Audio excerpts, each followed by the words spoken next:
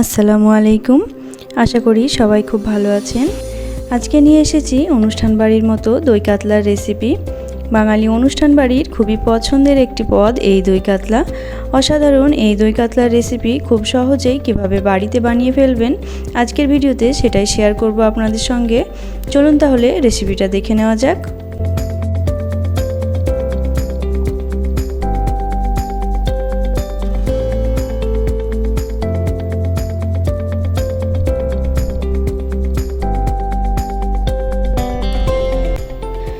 দই কাতলা বানানোর জন্য এখানে আমি মাছটা ধুয়ে পরিষ্কার করে নিয়েছি।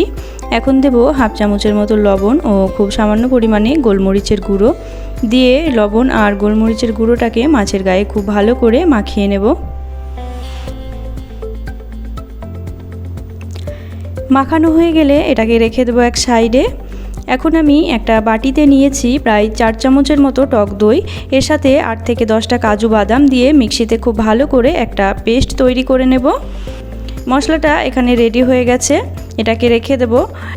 এখানে দুটো মিডিয়াম সাইজের পেঁয়াজও বেটে নিয়েছি আর তার সাথে নিয়েছি আদা, রসুন ও কাঁচা লঙ্কা একসঙ্গে বেটে নিয়েছি। মশলা রেডি হয়ে গেছে। এখন গ্যাসে একটি ফ্রাইং প্যান বসিয়ে দিয়েছি, তাতে দিয়ে দেব পরিমাণ মতো সরষের তেল। তেল গরম হয়ে এলে মাছগুলো একে একে দিয়ে দেব এবং দুই পাশটা হালকা লাল করে ভেজে তুলে নেব।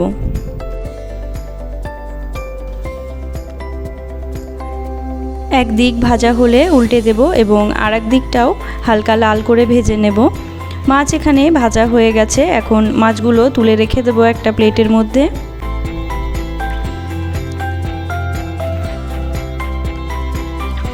বাকি রান্নাটা ওই তেলেই করব। ফোড়নে দিলাম একটা গোটা শুকনো লঙ্কা, দেব 3টে ছোট এলাচ, 3 থেকে 4টে লং এবং এক টুকরো দারচিনি, তার সাথে দিয়ে দেব হাফ টিস্পুন গোটা জিরে।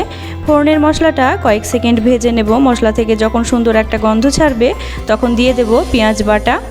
পেঁয়াজ বাটা দিয়ে প্রায় 5 মিনিট মতো সময় নিয়ে পেঁয়াজ বাটাটা ভালো করে ভেজে নিতে হবে। মোটামুটি 5 মিনিট সময় নিয়ে পেঁয়াজটা আমি এখানে ভেজে নিয়েছি।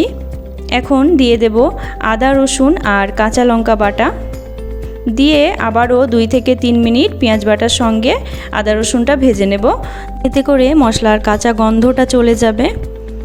প্রায় 3 থেকে 4 মিনিট মশলাটা আমি ভেজে নিয়েছি এখানে। এখন এর মধ্যে দিয়ে দেব কিছু গুঁড়ো মশলা। এখানে দিয়ে দিলাম 1 চামচ ধনিয়ার গুঁড়ো, 1 চামচ জিরের গুঁড়ো এবং তার সাথে দিয়ে দেব স্বাদ মতো লবণ। দিয়ে পেঁয়াজ, আদা, রসুনের সঙ্গে শুকনো মশলাটাও একটুখানি কষিয়ে নেব। প্রয়োজনে এখানে সামান্য জলও ব্যবহার করা যেতে পারে যাতে মশলাটা পুড়ে না যায়। মশলা এখানে কষানো হয়ে গেছে, এখন দিয়ে দেব দই আর কাজু বাদামের যে পেস্টটা তৈরি করে রেখেছিলাম সেটা দিয়ে দিলাম। এই সময় গ্যাসের ফ্লেমটা একদমই লো রেখে মশলার সাথে দইটা খুব ভালো করে নাড়াচাড়া করে মিক্স করে নেব। তারপরে মোটামুটি 6 থেকে 7 মিনিট সময় নিয়ে মশলাটা কষিয়ে নেব যতক্ষণ না মশলা থেকে তেলটা আলাদা হয়ে আসছে। নাড়াচাড়া করে আমি ঢাকা দিয়ে দেবো এখানে 3 থেকে 4 মিনিটের জন্য। ফিরে এলাম প্রায় 4 মিনিট পরে। মশলাটা এখানে খুব ভালো মতো কষানো হয়ে গেছে, দেখতেই পাচ্ছেন মশলা থেকে তেলটা আলাদা হয়ে এসেছে। আরও একবার খুব ভালো করে নাড়াচাড়া করে মশলাটা আমি মিক্স করে নেব এখানে।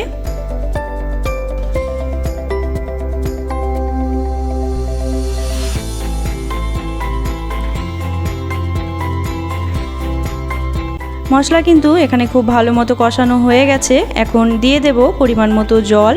যেহেতু এটা খুব পাতলা ঝোল হয় না, একটু সেমি গ্রেভি হবে, তাই এখানে আমি 1.5 বাটি মতো জল দিয়েছি।